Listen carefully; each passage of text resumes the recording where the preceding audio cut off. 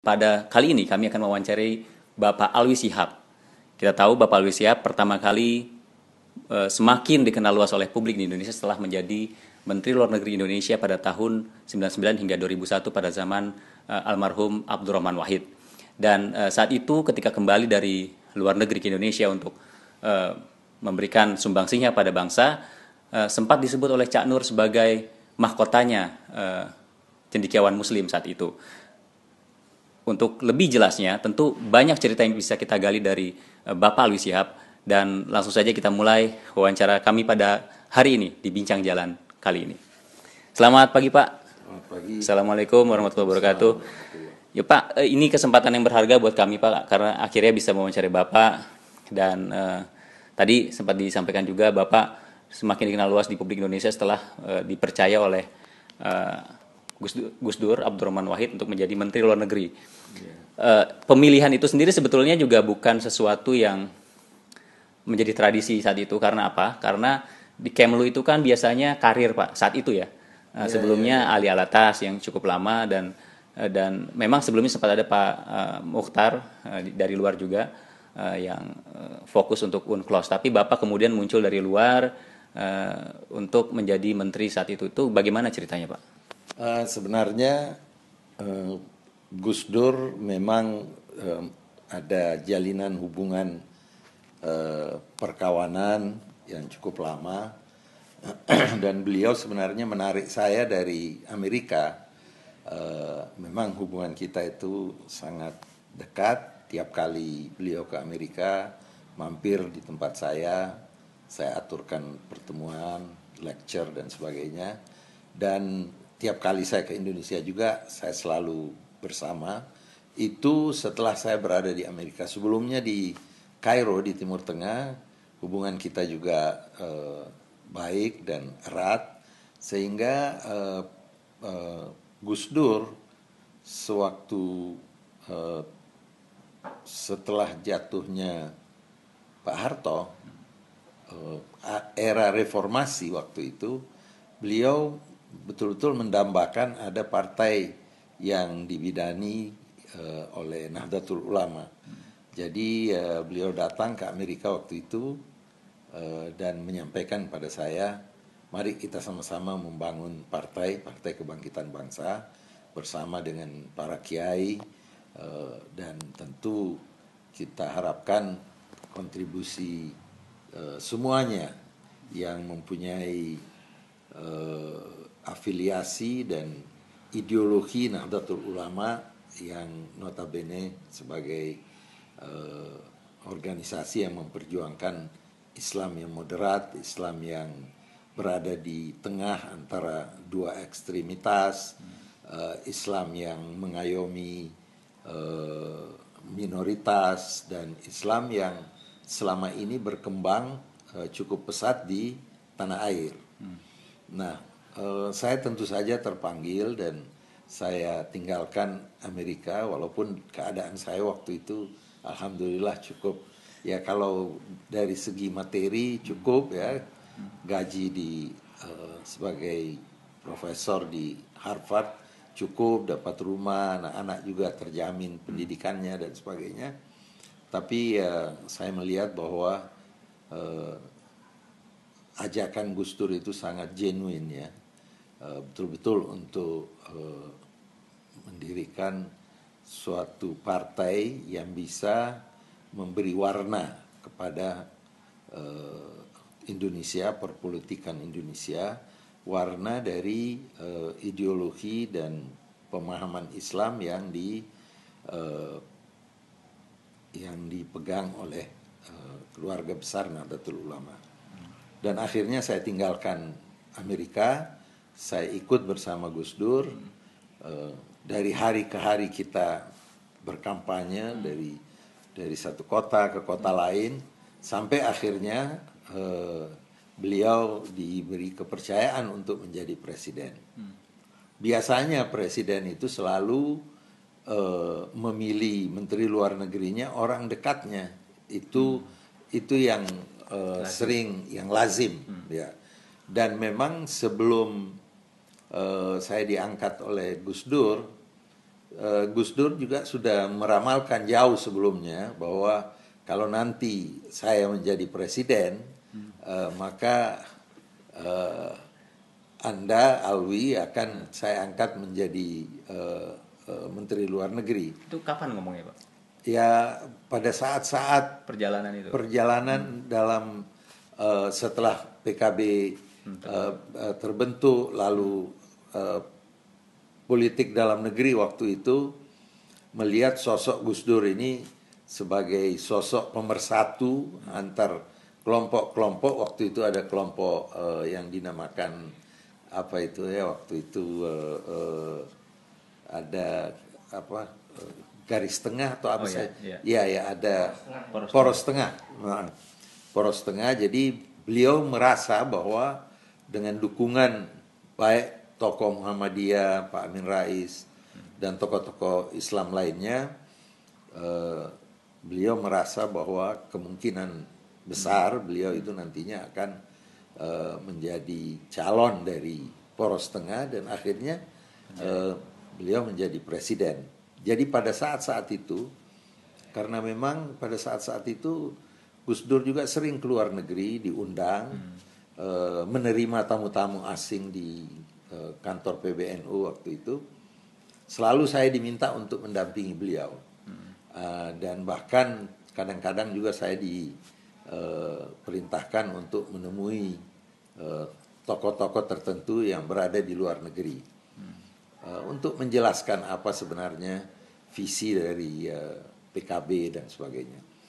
Nah, sehingga waktu beliau mencetuskan itu saya kaget juga sebenarnya karena saya tidak merasa pantas untuk menduduki posisi Menteri Luar Negeri setelah Bapak Ali Alatas yang begitu sosok begawan. yang ya begawan dan ini. Tapi saya katakan pada Gus Dur waktu itu, apa tidak ada yang lain, artinya portofolio yang lebih ringan? Dia bilang tidak. Kenapa? Dia bilang, apa kamu kurang pede? Saya bilang, ini menggantikan Pak Ali Alatas, ini bukan suatu hal yang mudah. Tapi Gus Dur itu di situ kelebihan Gus Dur. Dia bisa melihat mungkin ya dari kacamatanya potensi yang ada, walaupun kecil, tapi beliau memberi semangat. Dan dia 2 kali dia sampaikan kepada saya bahwa kamu bisa. Dan saya yakin kamu bisa menjadi Menteri Luar Negeri yang baik. Nah, disitulah akhirnya waktu beliau menjadi presiden dan kelompok poros tengah ini diundang ke istana oleh Presiden Gus Dur membicarakan soal formasi kabinet dan siapa-siapa yang akan duduk di kabinet. Beliau menyampaikan kepada tokoh-tokoh, waktu itu ada Pak Amin Rais, ada Pak Hamzah Has dan tokoh-tokoh lainnya.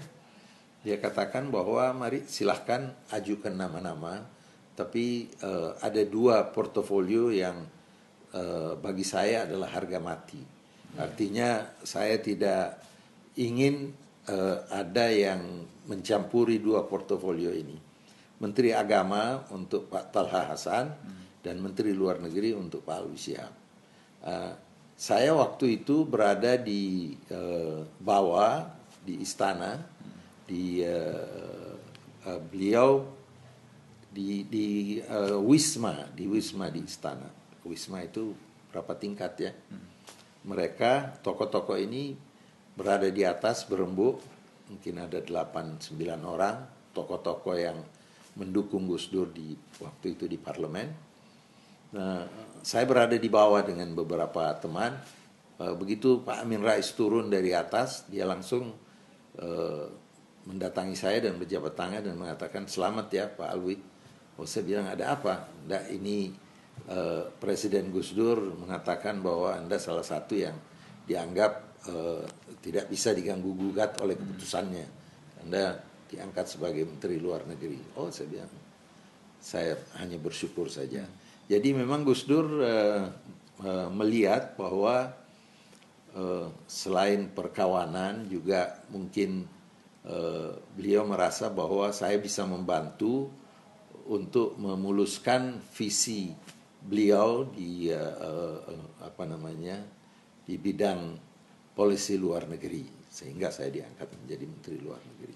Ya, terus waktu itu kan misi yang banyak misi baru Gus Dur, yaitu menjembatani barat dan timur, Ya. terutama di Timur Tengah.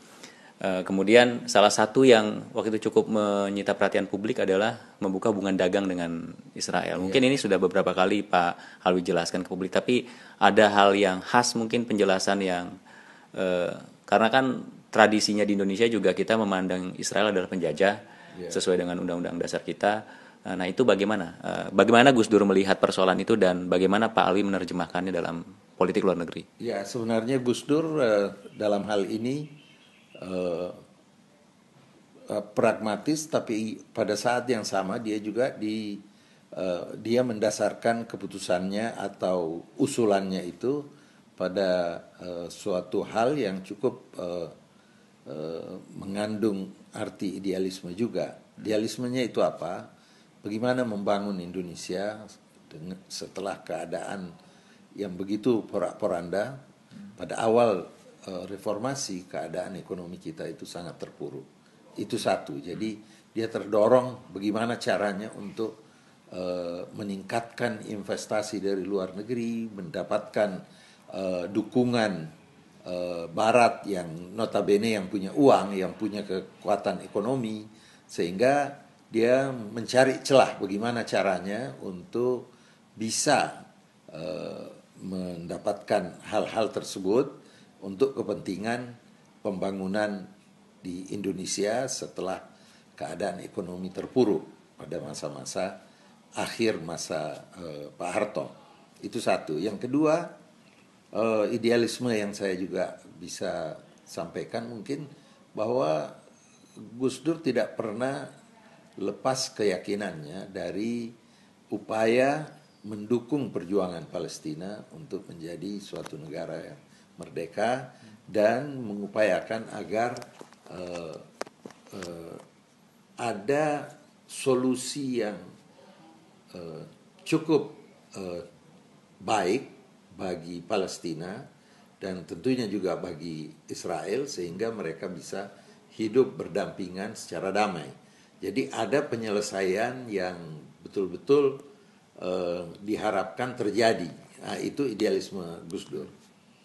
Terus yang ketiga, beliau juga melihat apa yang terjadi di realita pada masa itu.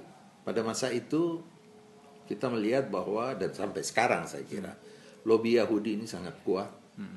Di Amerika boleh dikatakan tidak ada pejabat yang anti Yahudi yang bisa menjabat.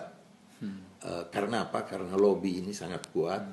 Dan pada saat Presiden Gus Dur menjadi presiden, Clinton yang dikenal sebagai sangat dekat dengan Israel, Madeleine Albright, Menteri Luar Negerinya adalah keturunan Yahudi. Brooke itu sebagai duta besar Amerika di PBB, juga keturunan Yahudi. Apa artinya?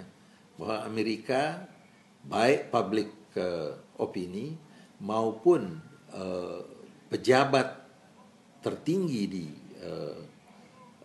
pemerintahan Amerika itu bukan saja dipengaruhi oleh lobby Yahudi, tetapi orang-orang yang menjalankan politik luar negeri itu adalah orang-orang yang keturunan Yahudi. Sehingga apa artinya itu?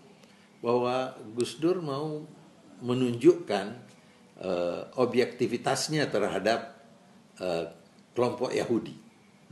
Tetapi itu tidak mengurangi atau tidak memberikan suatu konsesi kepada Israel atau Yahudi. Karena apa? Dia tidak umpamanya langsung mengatakan bahwa dia akan membuka hubungan diplomatik dengan Israel. Sama sekali tidak. Itu disalahpahami oleh banyak orang dan orang-orang yang waktu itu tidak senang sama Gus Dur.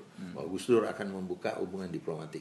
Sama sekali tidak ada. Gus Dur hanya mengusulkan ada kantor perdagangan Israel di Indonesia.